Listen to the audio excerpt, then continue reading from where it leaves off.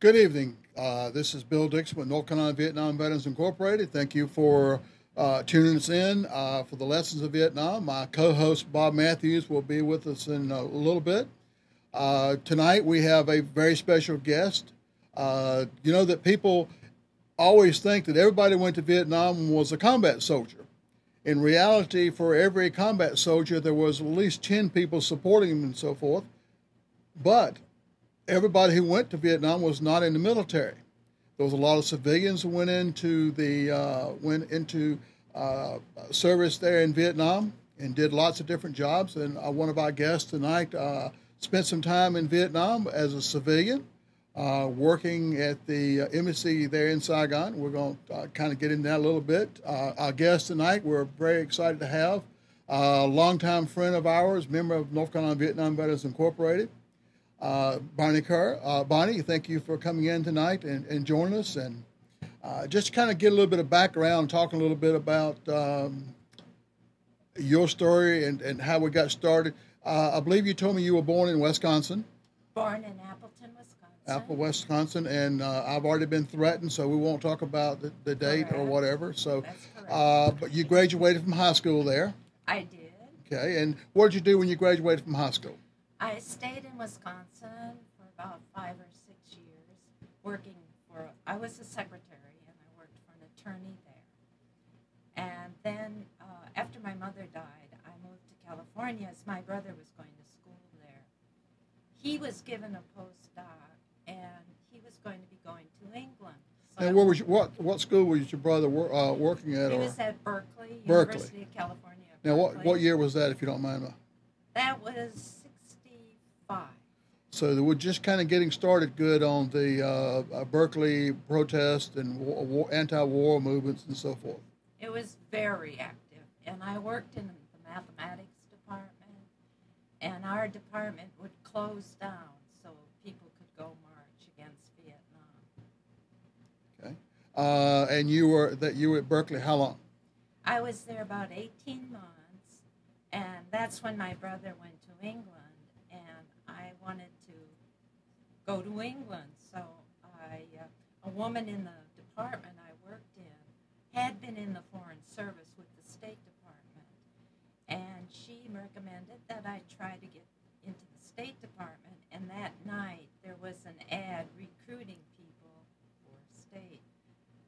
So since Berkeley was a hotbed of activism, it took me a while to get a security clearance, and when I did, it was in 1966. I was transferred to Washington, or sent to Washington, and I spent a year in the State Department. They give you training there, or you just walk in and start like you were doing as a secretary before? Or what? You do. Now, my first job was with a woman who handled India, and she was an economics officer, and at that time they were trying to increase the yield of wheat in India. Okay. And that's what I worked with her for a year. And at that time, we wanted to go overseas. I had 2 roommates, 3 of us lived together in an apartment, and we were ready to go overseas. So we were given a choice of 3. We could list 3 posts we wanted to visit or to work in, and I wanted to go to Vietnam, but they wouldn't send first tour secretaries to Vietnam, so I ended up in Greece for 2 years. I could adjust to that one. Well, let me ask you this: why did you particularly want to go to Vietnam? Here's someone that was at Berkeley watching all the protests and everything going on in Vietnam, and then you choose to go to Vietnam. I was thinking about that today, and I really think I just wanted to see what was happening in Vietnam. Appleton didn't have many newspaper articles. I watched it on TV, the news, but it was more or less, I really wanted to see Vietnam, to see what was going on. And at that point, I was very naive. I believed everything the government told us. I think we all suffer from that. Extremely naive, and so that's why I wanted to go. So you spent how long in Greece? I was there 2 years, and while I was in Greece, the ambassador to Laos came, the American ambassador, Mm-hmm. and I worked for him while he was in Athens. He was on TDY, not on TDY, but a break from Mm-hmm. Laos. And he said, "Would you like to go to Laos and work for me?" And I said, "No, I want to go to Vietnam." And so I think he put in the word, and I got my orders, and off I went to Vietnam. Now, you landed at Tan Son Nhut in Saigon? Okay. I did. Okay. Now, when was that? That was in 1970, February. 1970? 1970 in Okay. February. And I came in from Hong Kong. Okay. And when I was getting on the plane, there were a lot of civilian males on this plane coming in. And they were trying to calm me down. I was getting a little nervous about what have I done. And then as you get to the country of Vietnam, the smoke was coming up, it seemed to be from the ground. And I said, oh. And they were saying, "Oh, it's all right, it's all right. It'll That be was just some okay." private burning crap. That's all it was. Probably, yeah. I remember your Oh, role. yes. All right. Okay, you've landed in Saigon, and what was your first thoughts when that plane door opened? The heat. And once I got out, I was met by my soon-to-be roommates. I had 2 roommates, and I lived in a house in Cholon, in the Chinese area. Huh. Anyway, what were they, mopeds? All The Lumbrettas, those little the Lumbrettas? Lumbrettas. Yeah. That was so overwhelming. There were so many people on the street, and just crowds. The whole thing. To me, that was my first impression, and I still can see that today. Yeah. I remember that all as well, but I tell you, what, it's worse. It's worse on the streets now. Really? Oh, yes, much worse. I drove all over Vietnam in 67, 68. I would get behind a wheel today over there for nobody's money. It's terrible, the traffic and so forth. Nobody pays any attention to the traffic rules. They're just suggestions. Yeah. People passing all the sides. It's quite an experience. Now, did you ride? You didn't ride over there. You didn't ride from Tan Son Nhut to your assignment in Lumbretta, did you? No. Okay. But you did before you left. I did you not did. have a car in Okay. Vietnam, but the embassy provided transportation. Mm-hmm. So we had an embassy driver, Thuy, and she took the people who met me and me out to this house where I was going to stay. In Cholon. Mm-hmm. In Okay. Cholon.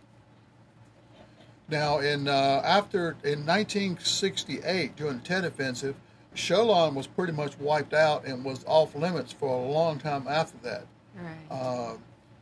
I guess they opened it back up. I know at one time Cholon had one of the best PXs of anybody around there. Yeah. It was almost like going to Cameron Village here in Raleigh. Well, the reason we did live there, the first woman who moved into that house, no one would go in there because of the incidents of, during Tet and this being, and she said, "I'll live out there." So that's how she ended up in this house. And then Karen, I started out in the Foreign Service with her. She was assigned there. She moved in, and they said, "Do you want to live?" There were 3 bedrooms. And so that's how I ended up in this house. Now, did you have a fence around the compound? Was it a compound? It was or a like house? a compound. It Okay. was. And it was next to the university there. Okay. So there were some Vietnamese on the compound as well. Oh, okay. Yeah. What kind of security did you have? We didn't. You didn't have any security. No. Okay. House full of American round eyes and no security. No Okay. security. That's bad enough. No one knocking at our door. I get to say, from just the GIs being there and seeing a round eye, let alone the Vietnamese guys in Cholon. Cholon, for those of you who don't know, was primarily the Chinese section of Vietnam, and I would think, from what I remember, some of the most poverty areas was in the Cholon area. Right. Of all of Saigon area, and we're talking about people living in cardboard boxes and everything else just about there. It was a lot of poverty there. And what did you do? You living off the economy? Did you have a cook or someone there at the house? We did have a cook, and there was a small building in the back, a small house, and she lived back there. Twee and her 2 children. Three children. She lived in the back. So she would cook for us and clean for us. And then we had embassy people taking us, a driver who would pick us up every morning to go to work. And what time did you go to work? 8 o'clock. 8 o'clock. Okay. We worked 8 to 12, 2 to 6. So sometimes we go home for lunch. Siesta during the hot part. That's right. Now, did y'all have an air conditioning place where you all worked in the embassy? Yes. Okay. How about your house? Was not air conditioned? Just the bedrooms. Just the bedroom. Okay. Mm-hmm. Yep. And it was a very open house, the French style. Yeah. A porch and lots of windows and very open.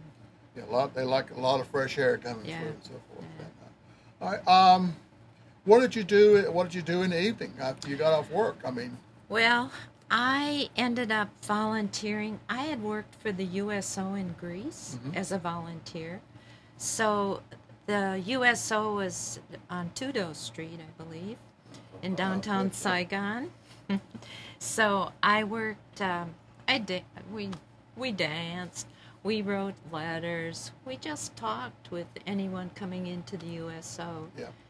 Then I also was a volunteer with the Red Cross at Third Field Hospital. And I did the That was a big hospital there in Saigon? That was out at Tansanuna. Oh, yeah, right across from, yeah. And I did the library card until I pushed it into a bed, and the bed collapsed, so they took me off of that. I can't imagine why they would do that. But what was sad about working at Third Field, and I'll just tell you about a Christmas. We went out Christmas Eve, some of the women from the embassy, and we were doing the cookie false eggnog, no alcohol. And we came upon a man completely bandaged who had been in a grenade incident. And he was begging for some eggnog. And the nurse said, "Oh, no, he can't have that." And they found a straw and finally gave him a drink. Well, I went back on Christmas Day to help out, passing out things, and he had died in the night. It's a memory. I also learned that we had gone into Cambodia when we weren't doing that from a GI who was wounded. And I said, "Now, how did you get your wounds?" And he said, "I was in Cambodia." He said, "Oh, I'm not supposed to tell you that." So, anyway, I did that almost, went to the USO twice a week, and Third Field Hospital on weekends at night. So At the hospital had to be really depressing from time to time, seeing some of the guys coming in and so forth.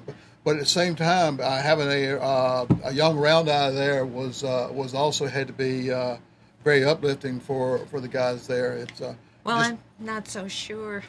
We went one time on there were a lot of drug withdrawals, and there was a ward dedicated to that. And so we were assigned to that ward, and we had one game was to count how many beans were in a jar. And some of these men could care less about beans. One asked me to go out on the street to get some drugs. So that was kind of sad. Yeah, that's the bad part of the war. We don't hear a whole lot about and so forth. That back in the 70s is basically when it started really getting bad. It was there. 67 marijuana was when I was there. Marijuana was available, but then it kind of got into the hard drugs a little bit later. I imagine that was a real problem. Kind of give you an idea. Everybody thinks of civilian. You were not part of the State Department per se, or but you were. I was. You were part of the State Foreign Service, right, but not the Diplomatic Corps.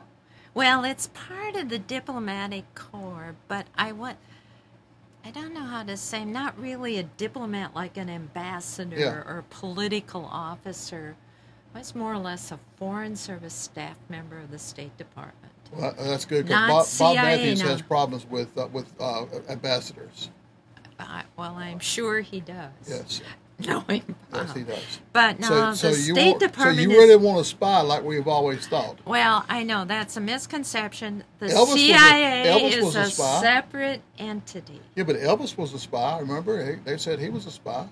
Well, for all I know, he could have been.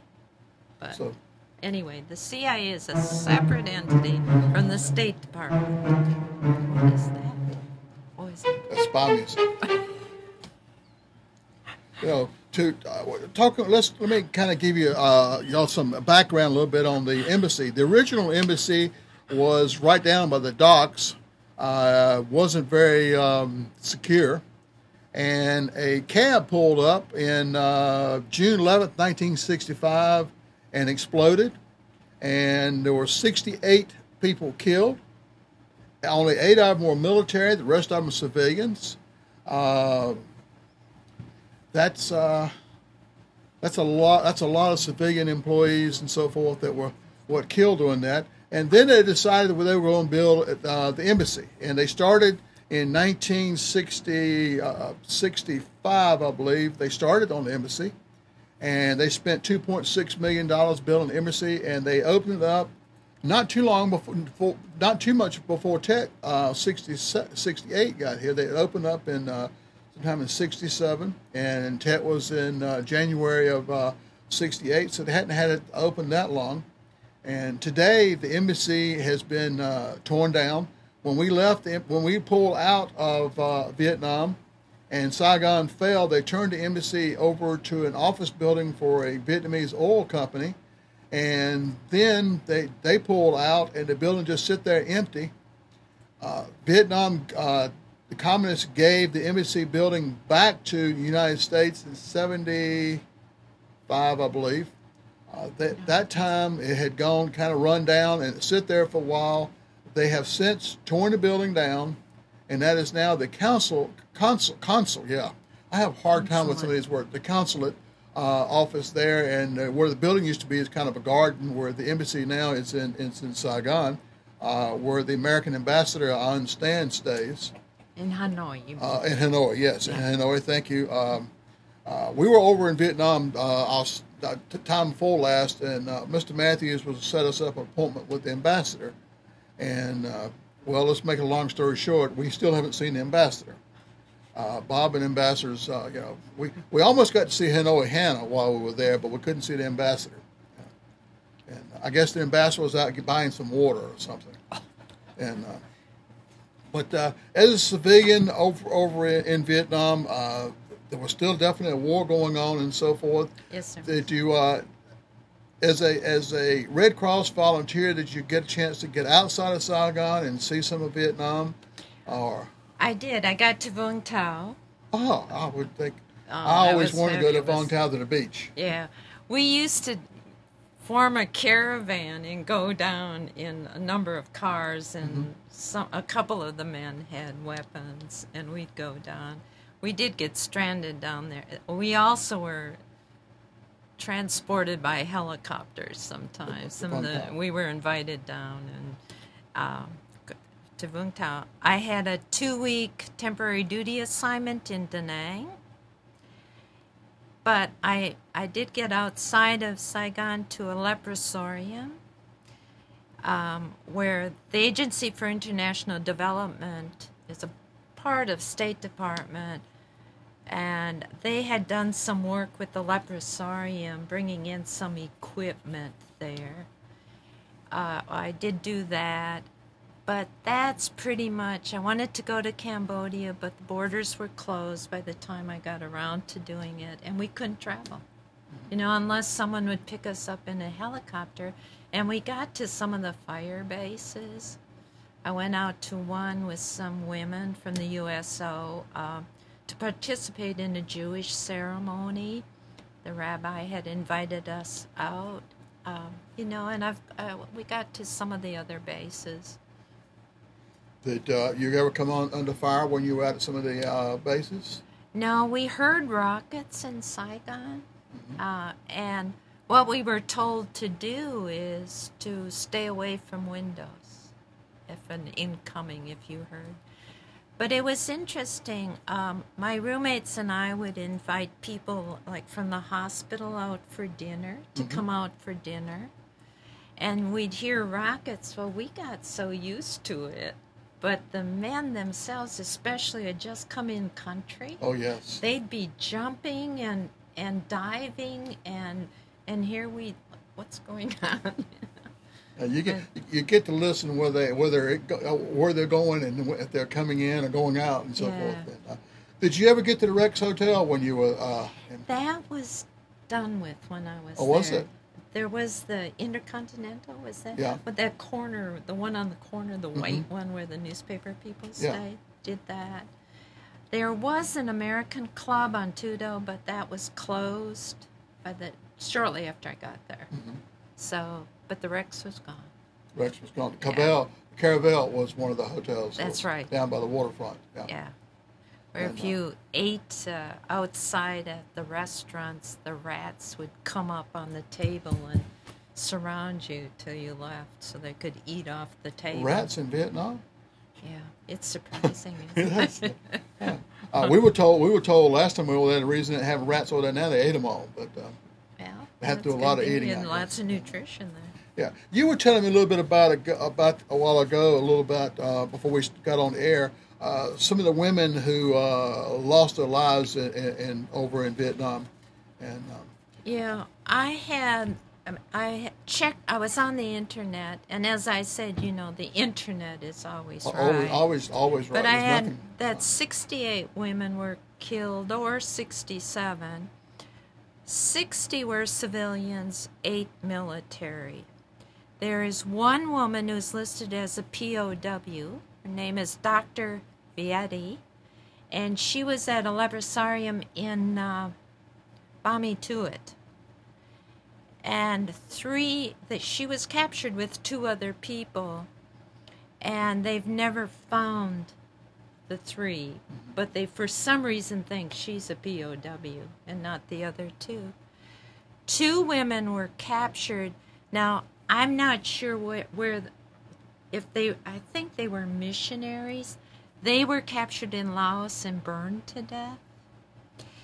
And one is buried on the Ho Chi Minh Trail, a missionary who worked in Bami Tuat, by a fellow POW, and they've never found her remains. Then the Barbara Gibbons was the first woman, the CIA woman, killed in the car bomb at the old embassy. There was another woman who fell off of a balcony, and auto accidents and things like that. And then you had the nurses who were killed during the baby lift. That's right, and they were from all agencies actually, not just from the military. And I can't remember, 219. Something like that. It was. Were killed in that. Yeah, they were trying to get them out in 1975. Bunker was the ambassador when you were there. That's right. Now, tell a little bit about what your job was there at the embassy, other than volunteering a whole lot. You didn't have a whole lot of free time because you were volunteering everywhere. Well, I did work with the man who dated the weather girl. My claim to fame.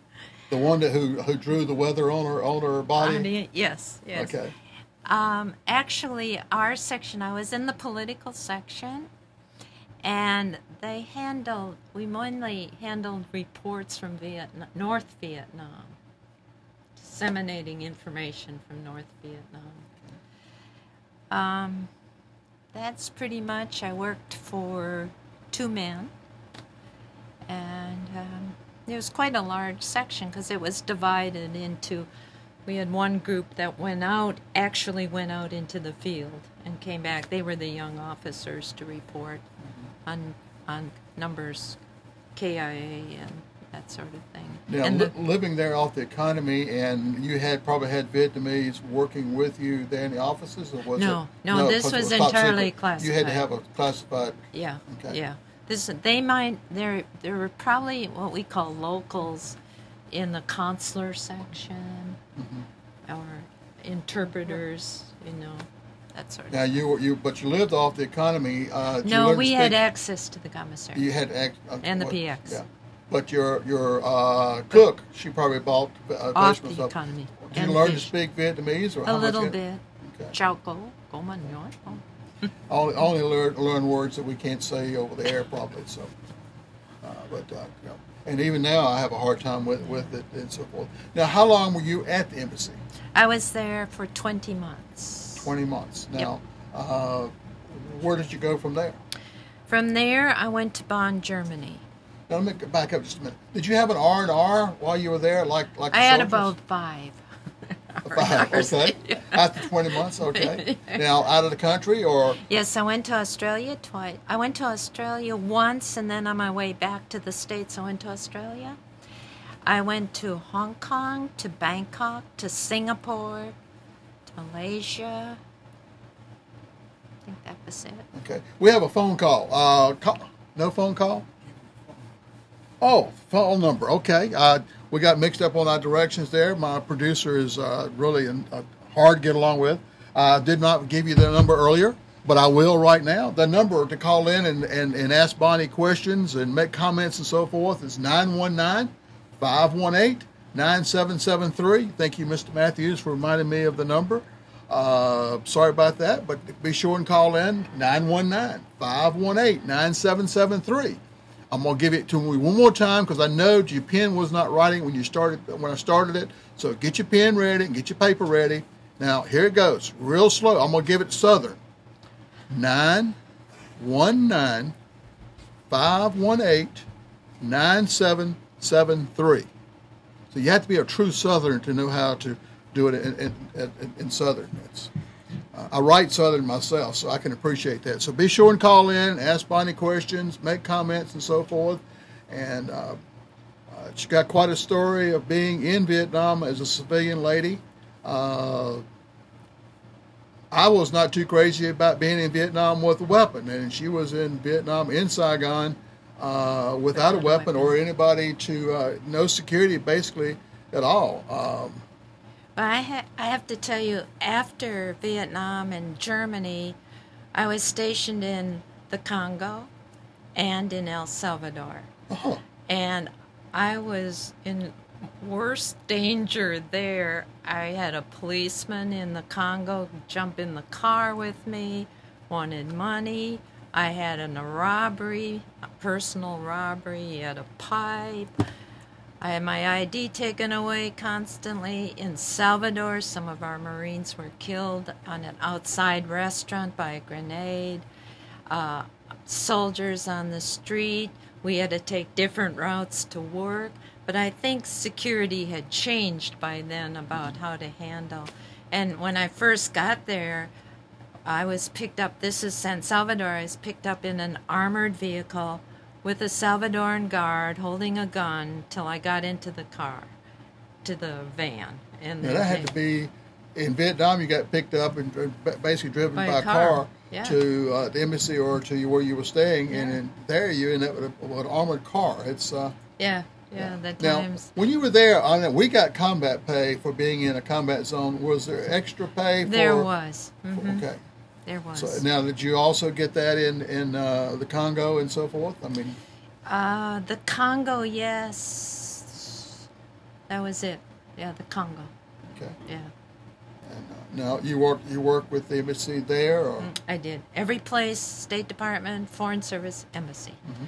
and I eventually started working for ambassadors. Okay. Now, how long altogether were you with the Foreign Service? 23 years. 23 years. Mm-hmm. Okay. Some of it in Washington. 2 tours in Washington. 2 tours. Well, I was supposed to go to Iran, and then you get all the nice places. And then the embassy takeover, so I had to go back to D.C. till I found another job. But at that time, I got to work at the United Nations, the American section of the United Nations. We have an American section in the United Nations? There is. There's a consulate. I would have never thought about that. There is. An American section of the UN. How about that? And you'd never know. Well, it's tied to the United Nations. Oh, okay. It's the American. So you worked mission to you the went United Nations. from combat zone in Vietnam To Bonn, Germany, which Bonn, was Germany. like... Okay, it's like vacation. It was, because it was a real adjustment, actually. I think you live on that excitement and the adrenaline. Mm-hmm. And not to mention the overabundance of males. And then you go to Bonn. It's like the convent. And we won't even go into the parties there. I mean, we already talked about some of the parties in Vietnam. We won't even go to the parties in Bonn. And now, how long were you in the Congo? Tell me. I was there 3 years. 3 years. Oh, okay. And well, now, how did you go out? Where did you stay? You stayed on a compound there, I would imagine. No, I was in an apartment. You were in an apartment? Yeah. No guards or anything like that. No. Bonnie, do you understand that when you're in a war zone, a place that people are trying to kill you, that you really ought to have either a weapon or a kind of guard? I mean... I know. We liberals. And then you went to really, really a dangerous place. You went to Washington, D.C. Went to Washington, D.C., but I ended up in Israel. That was my last tour. Oh, okay. Yeah. Now, how long were you there? I was there 2 years. 2 years. Mm-hmm. Now, what years were you in Israel? I was there from 85 to 87. And then when were you in Israel? Up to 73. Up to 73, okay. Uh-huh. He left in 73. He left it in good shape when he got there. Well, the Israelis are masters of security. You know, you really were. I mean, you didn't put your purse down and walk away. Right. Yeah, they really blow it up. Yeah, that's yeah, right. it's kind of like the airports here. Yeah. Well, listen, I'm going to turn you over to Bob Matthews in a little bit. Really? He's going to ask these deep thought questions. I'm just asked the fluff questions. Okay. He asked the, what did you think about on such and such a day, and what was your mood that day, and and that sort of stuff. He likes the deep questions. So I'm going to turn it over now to Mr. Bob Matthews as we have our screen. Okay. Thank you, Bill. Mr. Matthews.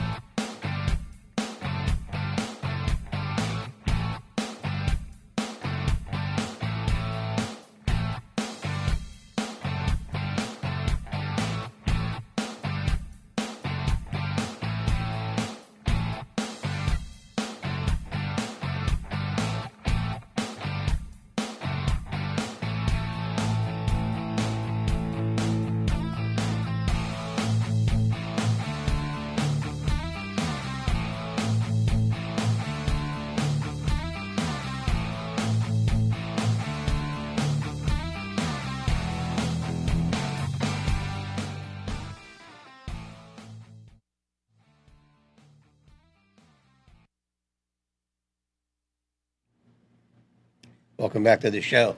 My name is Bob Matthews, and we are continuing with Bonnie Kuhr, one of the rocks of the course of Lessons of Vietnam. And Bonnie, I'm going to take you back a little bit in history, but really, very first part of the show is very interesting about your travels. I didn't realize you were hopscotching all over the world. Well, I also went to Argentina and Mexico. So of all the spots you worked, what was your favorite spot? I can't answer that because every one had a special meaning. You have to answer that, Bonnie. No, I'm just kidding. I can't. I won't. No, we kid you a lot about being a spy and all that, and we know you weren't. But anyway, we're talking about different names in history, and one part of the show, Lessons of Vietnam, is to realize that the last few years, it seems like in high school, junior college, and college, the most interesting aspect the students want to learn about is the 60s and predominantly Vietnam. Yeah. It seems to be the thing that asks the most questions about. And as you were on the ground floor with us 15, 16 years ago, we started this course in Wake County Schools, and you spoke all over the county with this. I thought for a long time that you came in with Lee Wilson, and you gave the class an extra layer, the woman's point of view of Vietnam. So let's do a little reflection, if you wouldn't mind. Well, let me say that I came into your class the first time alone, I think. You did. And that was the first time. I've never watched any films on Vietnam. I have my own demons about it. And actually, that was the first time I talked about it. I remember. Because people, oh, you were in Vietnam, what was it like? That's it. And they're not real. No one is interested in really all the places I've been. You know, you have a few slides and no one. People have their own lives and they have their own problems. And so, anyway, I came into your class and kind of let it all out that time. I remember when you came in before because the class, of course, was made up of men and women, young men and women. Yeah. And we had all men coming in, as Bill mentioned the first part of the show. So to get a woman's point of view on any aspect of Vietnam was very refreshing because everything was male-dominated for a long time there. So when you reflect on Vietnam, serving there, I know, as Bill mentioned in the first part of the show, you wanted to go to Vietnam. Oh, I did. You know, I had been in Greece, and I remember what I read in the paper and what was actually going on in Greece. Greece was under the control of the military when I was there. King had gone. And I remember saying, well, you know, I really want to know what's going on there. And maybe a sense of patriotism. I don't know. Yeah. I don't know. Well, Well, I saw what was going on. Yes, you did. Well, looking back, one of the questions we ask a lot on the show, all of our guests, and all the speakers in our classes was to go around the country, was how has Vietnam changed your life? And most men that were soldiers there have an answer. Some don't know yet. Some are still working on it. So let me ask you that question. I do have some tough questions for you tonight, and feel free to say no comment. Well, most of my activity, I mean, I did do things at the USO with the military, but I also had a lot of time spent with different agency people and the man. And I just found that if you don't have any strong beliefs or character, that war does corrupt. And I'm talking about people taking artifacts out of the country and being married but having Vietnamese women on the side, things like that. And I saw this going on, and that's what I came away with, that, you know, life isn't just the families that you see on TV. Boy, Cherry, is it? No. Well, Bonnie, as we talked before, one of the bedrocks of this course, Lessons of Vietnam, that we would not sidestep any question. If somebody asks about drugs, someone asks about prostitution, anything about Vietnam, we would attempt to answer it for the students and give them the right direction. Yeah. So as Bill asked a couple questions before, when you were in Vietnam, did you know or did you work for Henry Kissinger? I did not work for Henry in Vietnam. I mean, Mr. Kissinger. When I went back to the State Department, I'd been out 6 years after Germany, and I was going to get out. I said, this is not the life for me. I want to get out. So I was sent back, so I asked for D.C., and I was assigned to the section that travels with Henry Kissinger. Well, this was pretty heady stuff. I guess it is. And we spent a lot of time in Israel for the peace talks during this time. He was going to Israel, Jordan, Syria, Egypt. We were going back and forth. Sure. And so after this was done, I mean, after my travels, after the 2 years, I said, you know, I really like this. This is for me. I'm invested in this career. So one of my former bosses from Vietnam called, and he said, I'm being named ambassador to Zaire at the time. Would you be interested? And I said, well, no, I don't want to go to Africa. I don't speak French. He said, think about it. Well, he was a handsome man. And we went out to lunch. He was a handsome He lad. was a handsome man. And he said, well, Bonnie, what do you think? Excuse me. Well, I guess I'll go. So then I had a health issue, and I said, oh, thank God I'm spared. I don't have to go. Well, I was cleared to go.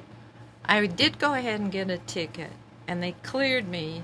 So I didn't have any clothes or anything to wear in Africa, and I got on the plane with a shopping bag, and I went off to Africa, where I spent 3 years. 3 years. 3 years with this. And then he was named ambassador to Iran. And then the Iranians refused him. So that's when Bruce Langan, I guess, went out as charge. But anyway, so he was called back to Washington. So I liked working with him. And then we both ended up in congressional relations, which was a very interesting time because of the hostages being held. Sure. And all the calls. And we had, one of our friends was held. He was going to Iran with us. And so it was... Very exciting. Yeah. Very exciting. Yeah. Well, But anyway, back to Kissinger. Back so to Henry. That was another period. But it was interesting working for him. Anyway, it was another time. All right, let's talk about Henry Kissinger a little bit more. Now, I had some 5 or 6 names I wanted to ask you in retrospect how they're held in history, because, you know, as we look back in history 10, 20 years, we have a whole more facts, so much more information today. How to rate these people, how to rate presidents, how to rate their leadership. And some are good, bad, some are excellent. How would you rate Henry Kissinger? As a diplomat, as a Secretary of State, as a leader? I would rate him very high. Very high. And also, when I was in Israel, the last time when Henry Kissinger said he wasn't coming back, Yes. this was it. I felt the Israelis really liked him. Yeah. Well, and they really respected him, and he was working for peace. He's a legend. I really, yeah, he worked very hard. I have to say that. Well, he worked for several presidents, so that's unusual. Yeah. To bridge the gap of presidents. Let me remind our listeners, please. Our guest is Bonnie Kuhr, diplomat, foreign service worker, all over the world, Vietnam, and very active in lessons of Vietnam around the country, especially Wake County. The number to call is 919 area code 518-9773. Give us a call, please. Ask any question you like of Bonnie, her background, her role in the course as we go, and build the course more and more as it gains more and more attention. Well, Bonnie, getting back to the people you worked for, other than Henry Kissinger, some of the administrations you worked for, Lyndon Johnson. Let Jimmy me tell you Carter. about Lyndon Johnson. Lyndon Johnson. I had just been in the department. Now, we don't really see presidents unless they make a visit. I mean, I saw George Bush Sr. in Argentina, and I got a pen from him.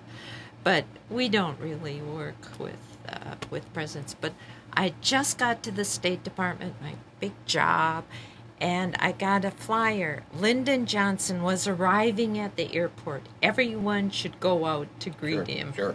And I thought, why do we have That'll be good. why do we have to go out to the airport to greet Lyndon Johnson? And that's kind of an order. I mean, I didn't go out because you had to get out there. You disobeyed an order. I disobeyed an order.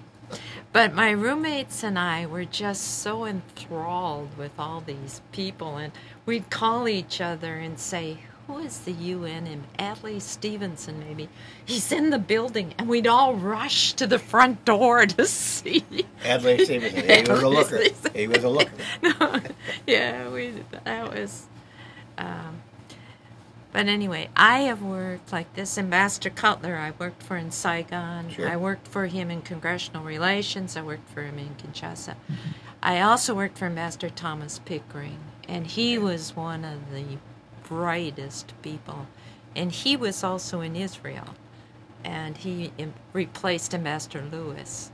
And I'm saying this to Mr. Nissan here. Okay. But anyway, Sure. he was so, he would dictate, and he would never change a word. I mean, he was so good. He was just excellent. He was, in my eyes, and he was an ethical person, an honest person.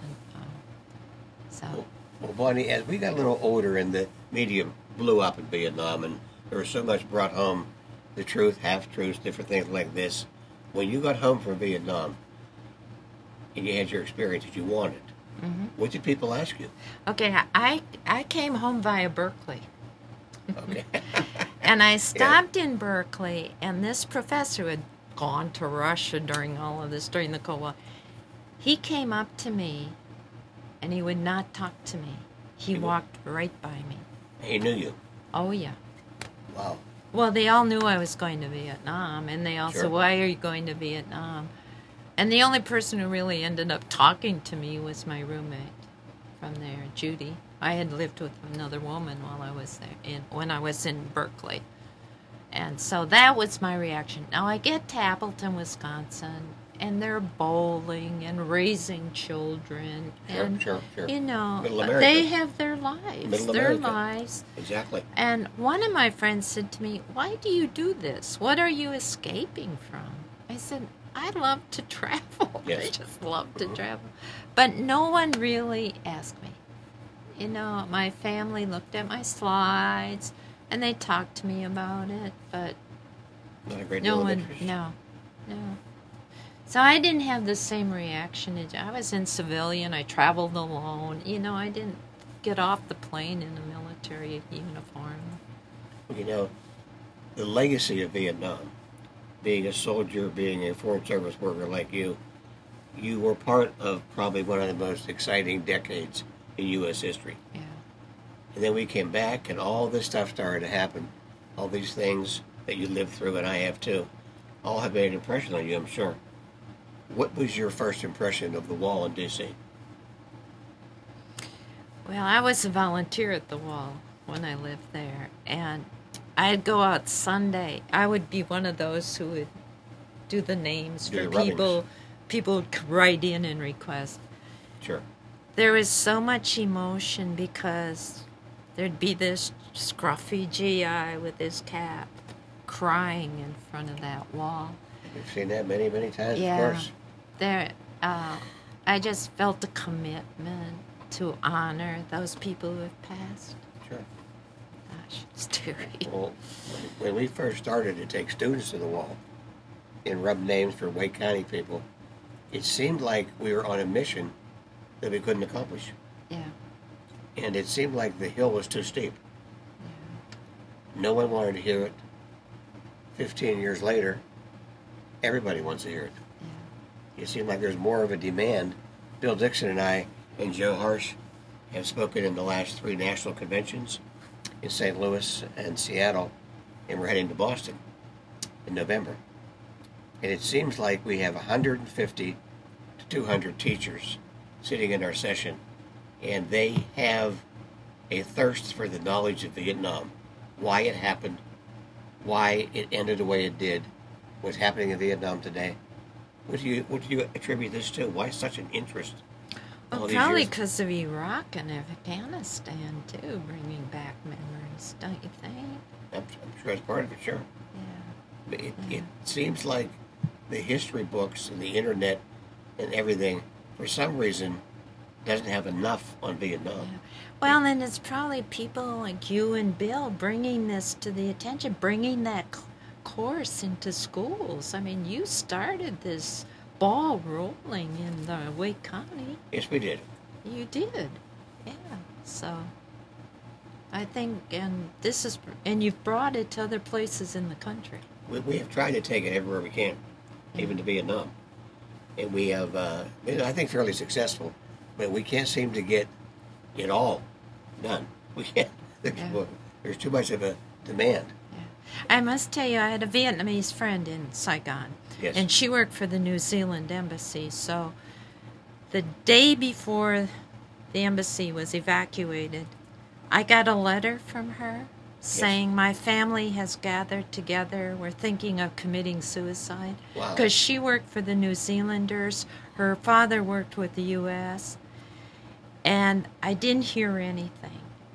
And an Australian friend of mine who is also in Saigon, she eventually tracked Jackie down.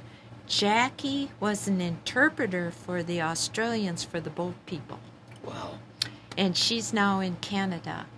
And she's never been able to get to the States, but on my bucket list is we've kept in touch. That's she amazing. is now a Buddhist nun in Canada. That's amazing, Bonnie. Yeah. That's quite a story. Yeah. You- They were going to commit suicide. She said, is there anything you can do? Well, I called Congress, and they said, and then it fell. They said, it's too late.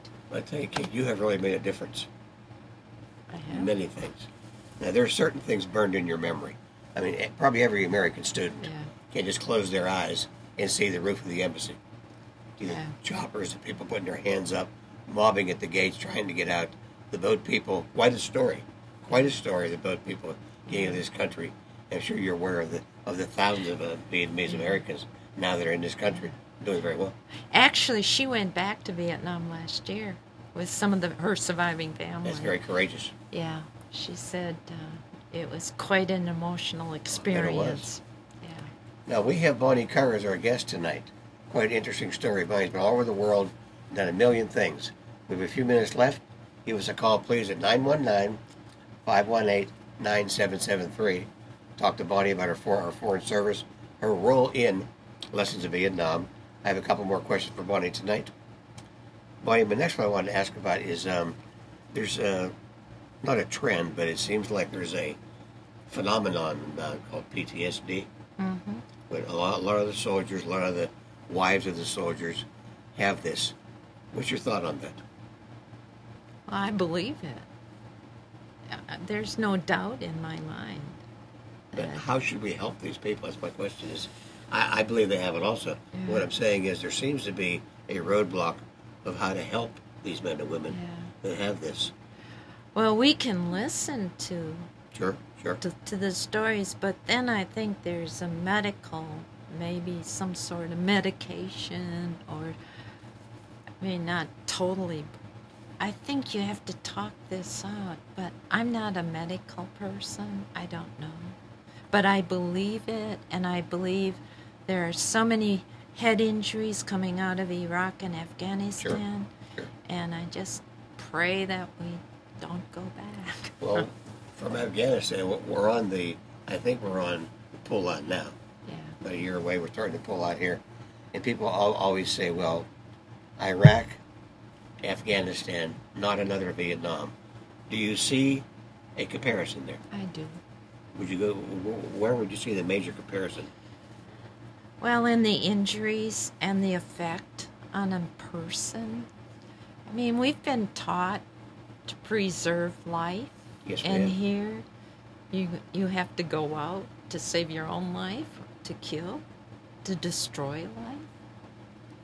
That would affect anyone. It would. No matter how stable you could be, it would. Well, I know you've seen a lot of the backlash. As you mentioned earlier in the show, you were at Berkeley. You saw the protests against Vietnam. Mm-hmm. You saw people dissenting, which some people thought all Vietnam veterans would be against. And that's not true. Yeah.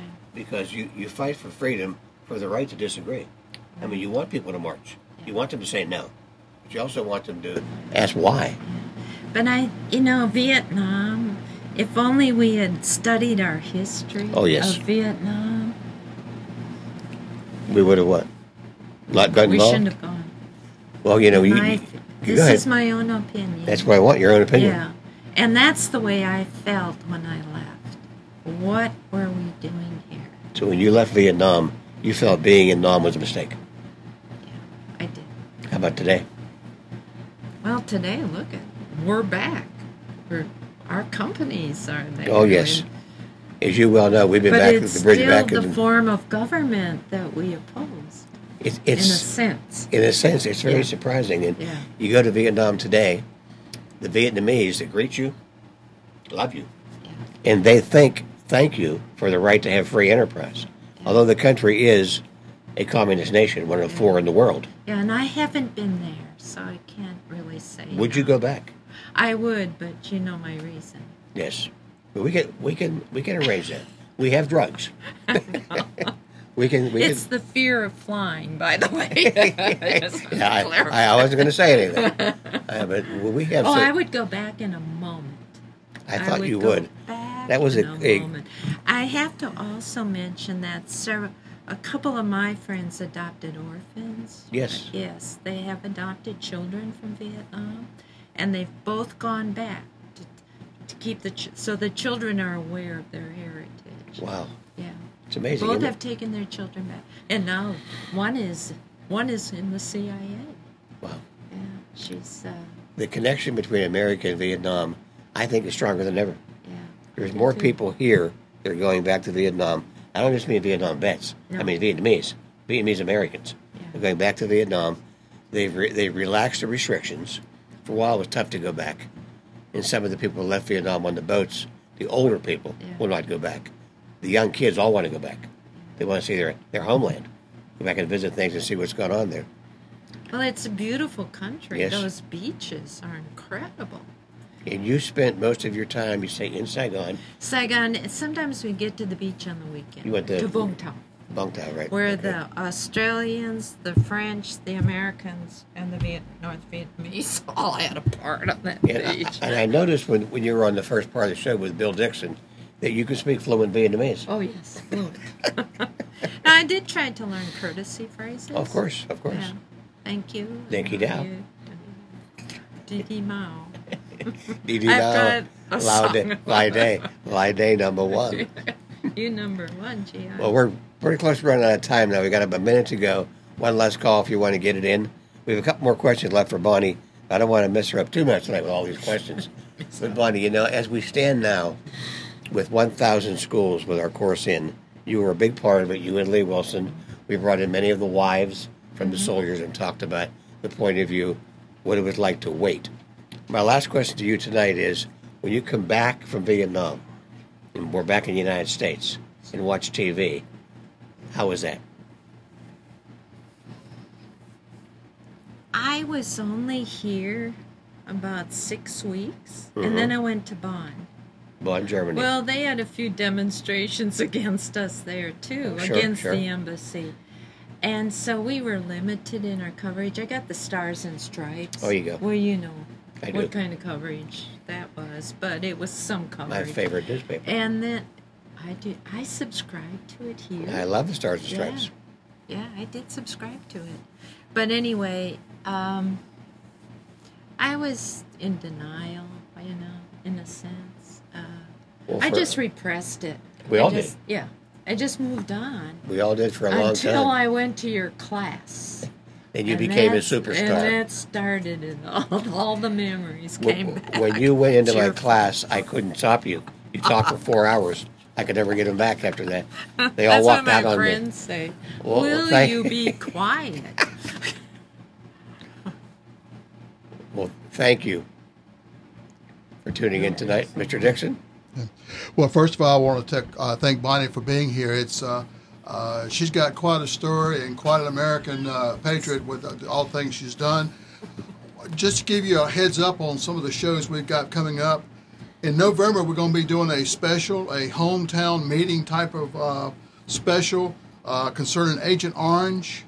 We will be working with Agent Orange committees out of D.C., where you can call in, ask questions about Agent Orange. Agent Orange is still very much in the news today with a lot of Vietnam veterans' children and grandchildren being born with a lot of problems with Agent Orange. So November 12th and November 26th, we're going to be doing 2 shows where you can call in, ask questions to the experts. Bob and I are the only experts we are as has-beens under pressure. That's an expert for us. But we're going to be talking with the Agent Orange experts. Thank you. And I'd like to make one last comment tonight before we leave the air. Again, I want to thank you for tuning in and thank Bonnie for her presence tonight. And remind everybody the best third baseman ever to play is Mr. Frank Hilton of Meadville, Pennsylvania. You have a good evening, and thank you again for tuning in. Are you from Meadville? We talked about my friend Karen Tessner's from Meadville. No, we're done.